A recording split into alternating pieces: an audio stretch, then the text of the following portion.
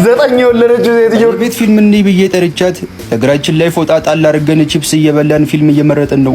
ሲኒማ ቤት አልሄድም ስላልሽኝ እኮ ነው ቤት የጠራሁሽ እንጂ ሲኒማ ገብተን ብናይ ደስ ይለኝ ነበር። ከተጋባን በኋላ እንሄዳለን አለችኝ።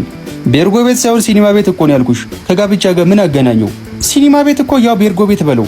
ፊልሙን አይቶ ከሚወጣው ሰው በላይ ዓለሙን አይቶ የሚወጣው ሰው ይበልጣል። በር ላይ ሲወጡ ጠብቀ ስለ ፊልሙ ታሪክ በጠይቃቸው አንድ የሚነግር ሰው አታገኝም። ከዚህ በላይ ማብራሪያ ሳጨምርብኝ ፈጠን ብዬ ስሜት ውስጥ ያስገባታል ብዬ የተማመንኩበትን ፊልም ከፈትኩ። ድንገት አክተሩ ልጅቱን ወደ ራሱ ስቦ የመጠመጣት ጀመር። አይኮርመው አልሁና በልቤ ቀስ ብዬ ማህደርን በጎና አየኋት። በፍጥነት ሪሞቱን መንጭቃኝ ፊልሙን አቆመችውና እነዚህ ሰዎች ግን ተጋብተዋል ነው ወይ ዝም ብለው ነው የሚዘሙቱት? ጭራሽ ከኛ አልፈሽ ፊልም አክተርን መቆጣጠር አማረሽ? አናደደችኝ በጣም። ለማንኛውም ከጋብቻ በፊት እንደዚህ አይነት ነገር ማየት አልፈልግም ብላ ቲቪውን አጠፋችው። ሊሟሟቅ እያኮበኮበ የነበረው ስሜቴ ከቲቪው ጋር አብሮ ጠፋ። ቆይ ማድረጉ ይቅርሽ ማየቱ ምን ችግር አለው? ማህደር ግን ሳልፈልግ ሌላ ሴት ጋር እንዲህ እየገፋፋሽ ነው ታውቂያለሽ አይደል? ደግሞ ቅዱስ መጽሐፉ ሳይቀር አትከላከሉ ተሰጣጡ ነው የሚለው። ጥቅሶችን ለራስህ የፍቅር ስሜት እያመቻቸ ያለ ቦታቸው አትጥቀስ። ለማንኛውም ምድር ነገ ትጠፋለች ቢባል እንኳን ካልተጋባን ምንም የምናደርገው አግባት በቃ እኛለሽ። ከተጋባን በኋላ ራሱ ትሰጭኛለሽ።